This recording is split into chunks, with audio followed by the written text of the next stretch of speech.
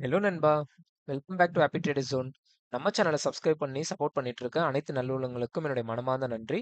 மேலும் நம்மளுடைய live market updates வந்து நம்மளுடைய டெலிகிராம் சேனல்ல வந்து ப்ரொவைட் பண்ணிட்டு இருக்கோம். அண்ட் நம்மளுடைய technical analysis and chart analysis எல்லாமே ப்ரொவைட் பண்ணிட்டு இருக்கோம். இந்த சேனலையும் நீங்க வந்து ஜாயின் பண்ணிக்கோங்க. இது வந்து உங்களுக்கு ரொம்பவே வந்து யூஸ்ஃபுல்லா இருக்கும். ஏன் அப்படின்னாக்கா நம்ம harmonics and price action base பண்ணி நிறைய ட்ரேடிங் லெவல்ஸ் வந்து அக்யூரேட்டா வந்து ப்ரொவைட் பண்ணிட்டு இருக்கோம் மார்க்கெட்ல. ஸோ அதுவுமே வந்து பக்காவா வந்து ஒர்க் அவுட் ஆயிட்டு இருக்கு. ஸோ பிஃபோர் தி மார்க்கெட்டே வந்து அலர்ட்டும் நம்ம குடுத்துர்றோம். அது உங்களுக்கு ரொம்பவே யூஸ்ஃபுல்லா இருக்கும். ஸோ அதனால நீங்க ஜாயின் பண்ணிக்கோங்க. இந்த வீடியோல நம்ம வந்து எத பத்தி பார்க்க போறோம் அப்படின்னாக்கா, ஸோ ஒரு சில ஸ்டாக்ஸ் பத்தின அப்டேட் வந்திருக்கு நமக்கு. அத பத்தி தான் நம்ம வந்து இன்னைக்கு வந்து பேச போறோம். ஸோ இந்த வீடியோக்குள்ள போகறதுக்கு முன்னாடி டிஸ்க்ளைமர் அப்ளைடு அண்ட் நம்மளுடைய 60 டே சேலஞ்ச் பத்தி நம்ம சொல்லணும். அதாவது என்னன்னா, வருகின்ற அக்டோபர் 9ஆம் தேதிக்குள்ள நம்மளோட சேனல் 1000 சப்ஸ்கிரைப் நம்ம ரீச் பண்ணணுன்ற மாரி நான் வந்து பர்சனலா வந்து இது எடுத்திருக்கேன் சேலஞ்சு. பார்க்கலாம் இந்த சேலஞ்ச நான் வின் பண்றேனா, இல்ல லூஸ் பண்றேனா அப்படின்ட்டு. அது மட்டும் இல்லாம நம்மள சேனலை சப்ஸ்கிரைப் பண்ண போத முதல் 1000 வாடிக்கையாளர்களுக்கு என்னுடைய மியூச்சுவல் ஃபண்ட் மற்றும் ஸ்டாக் போர்ட்ஃபோலியோ வந்து உங்ககிட்ட வந்து நான் ஷேர் பண்ணிக்கலாம் அப்படின்னு இருக்கேன். ஸோ நம்மளுடைய ஃபர்ஸ்ட் ஸ்டாக் வந்து பார்த்தோம் அப்படின்னாக்கா, டாடா கேபிட்டல். அத பத்தி தான் இப்ப வந்து நம்ம பார்க்க போறோம். ஸோ நம்ம ஆல்ரெடி தெரிஞ்சது தான். டாடா கேபிட்டல் வந்து பார்த்தோம் அப்படின்னாக்கா, அவங்களுடைய ஐபிஓ வந்து வரப்போறாங்க. அதாவது அவங்களுடைய ஐபிஓ வந்து பார்த்தோம் அப்படின்னாக்கா, 16,600 கோடி வந்து அவங்களோட ஐபிஓ. அத வந்து அவங்க என்ன பண்ணியிருக்காங்கனாக்கா, ஒரு சின்ன சின்ன ரோட் ஷோஸ் அது எல்லாமே வந்து இது பண்ணியிருக்காங்க. அப்பதான் வந்து அந்த ஐபிஓ வந்து ப்ரமோட் பண்றதுக்காக ஹாங்காங், லண்டன், நியூயார்க் அண்ட் இந்தியனுடைய மெட்ரோஸ்ல எல்லாமே வந்து அவங்களுடைய பப்ளிகேஷன்ஸ் வந்து இது பண்ணியிருக்காங்க. ஸோ இது வந்து என்ன பண்ணுனாக்கா, மக்களுடைய பார்வையில போய் படும்போது அதிகமா வந்து ஈர்க்கும். அண்ட் நிறைய மெம்பர்ஸ் வந்து ஐபிஓ வந்து அப்ளை பண்ணுவாங்க. அவங்களுடைய டிமாண்ட வந்து இன்கிரீஸ் பண்ணுன்றத அவங்க எக்ஸ்பெக்ட் பண்றாங்க. இது வந்து ஒரு ஸ்ட்ராட்டஜிக்கலாவே ஒரு நல்ல மூவா தான் நம்ம பார்க்கணும். அண்ட் இதனால பார்த்தோம் அப்படின்னாக்கா, அவங்களுடைய ஏப்ரல்ல வந்து அவங்களுடைய கம்பெனியோட வேல்யூஷன் வந்து 11 பில்லியனா இருந்தது. இப்போ வந்து கடந்த குவார்ட்டர்ல அவங்க ப்ராஃபிட் போஸ்ட் பண்ணியிருக்காங்க. அதனால அவங்களுடைய வேல்யூஷன் வந்து இப்போ வந்து $18 பில்லியனா வந்து உயர்ந்திருக்கு.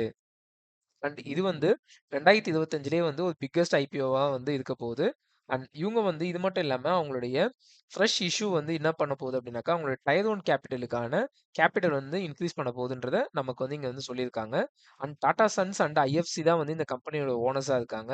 அவங்க வந்து செபியோடைய ஆர்பிஐயோடைய என்பிஎஃப்சியோட லிஸ்டிங் மேண்டேட் படி ஒரு கம்பெனி வந்து டாப் லேயர்ல இருக்கிற என்பிஎஃப்சி அவங்க கொண்டு வந்துட்டாங்கனாலே 3 வருஷத்துக்குள்ள அவங்க வந்து ஐபிஓ வந்தாகணும். அந்த ரீசன்னால தான் இப்போ வந்து செப்டம்பர் மாசம் இந்த ஐபிஓ வந்து வரப்போறாங்க.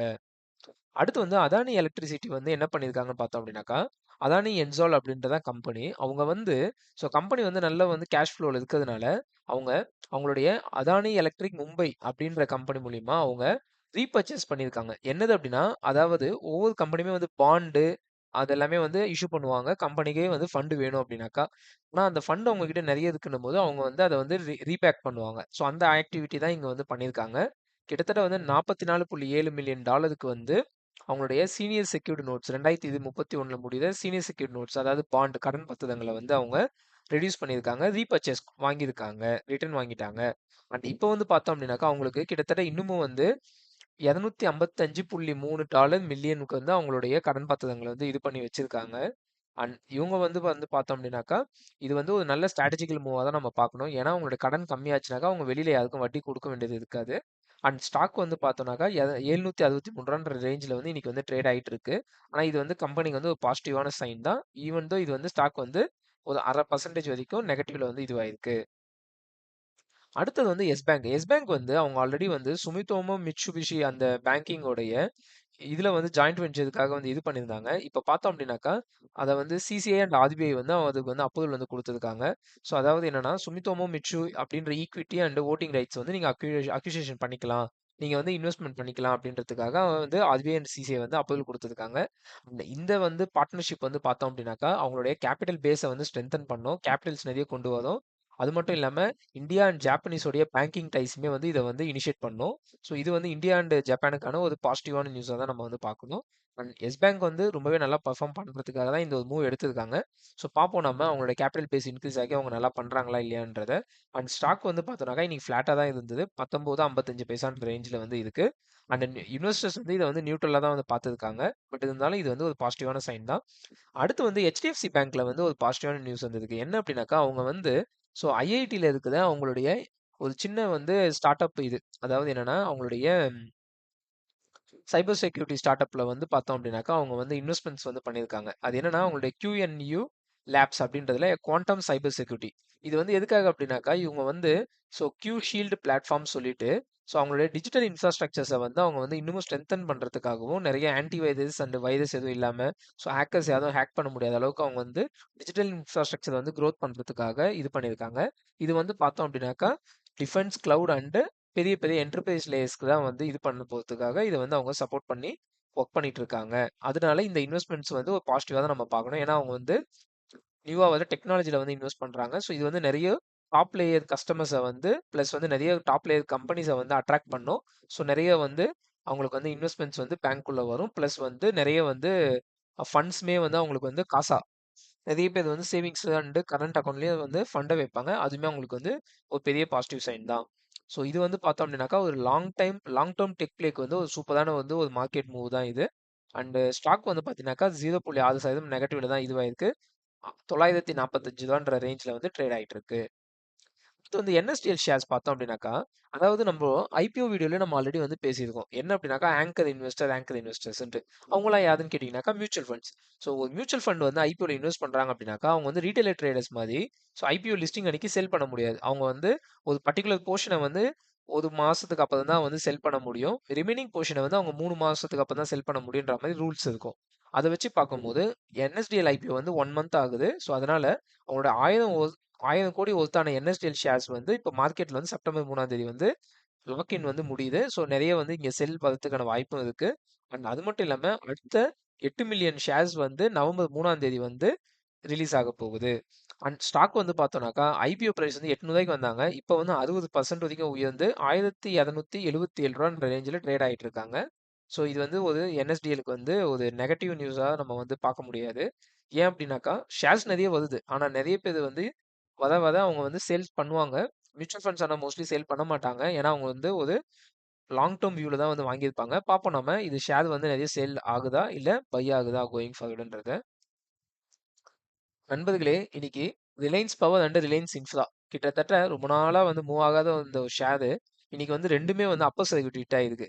என்னன்னு பார்த்தோம் அப்படின்னாக்கா அவங்களுடைய கிளீன் எனர்ஜில வந்து அவங்களோட எக்ஸ்பேன்ஷனை வந்து அவங்க வந்து இது பண்ண போறாங்க.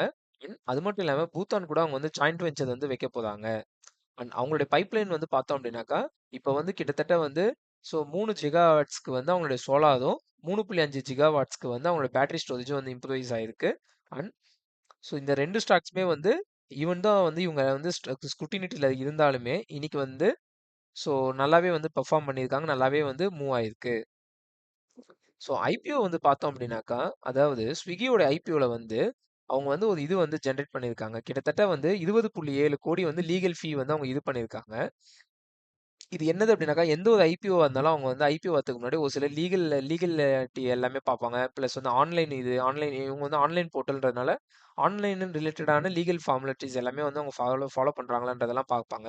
இதுக்கு கிட்டத்தட்ட ஸ்விக்கி வந்து 20.7 கோடி கிட்ட அவங்க வந்து லீகல் ஃபீ மட்டுமே வந்து பே பண்ணியிருக்காங்க. இது வந்து ஹையஸ்ட் இருக்கிற எல்லா ஐபிஓலையுமே வந்து ஹையஸ்ட் இதுதான்.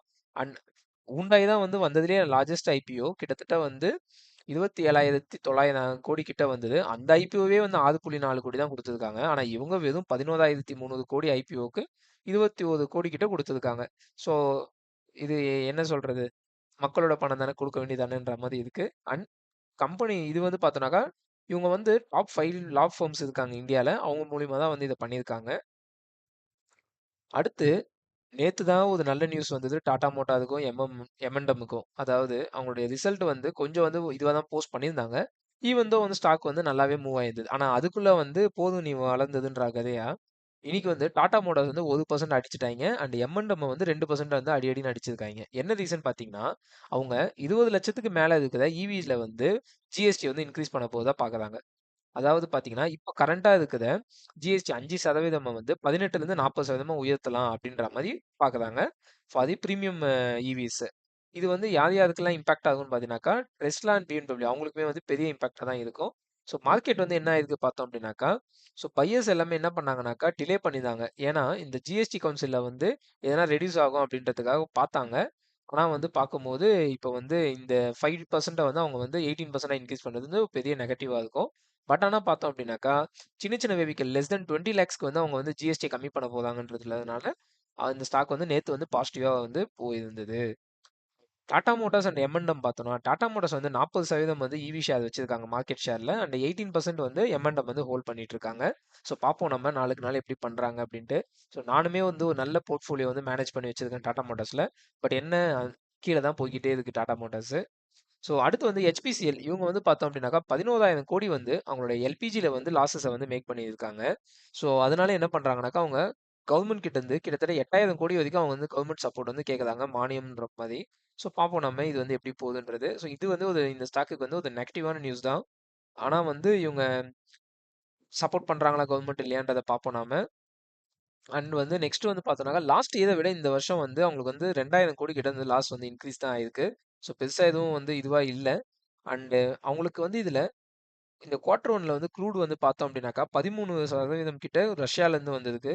ஸோ ரஷ்யாலேருந்து வந்தது வந்து அவங்களுக்கு வந்து ப்ரைஸ் வந்து கொஞ்சம் வந்து சீப்பாக தான் கிடச்சிருக்கும்.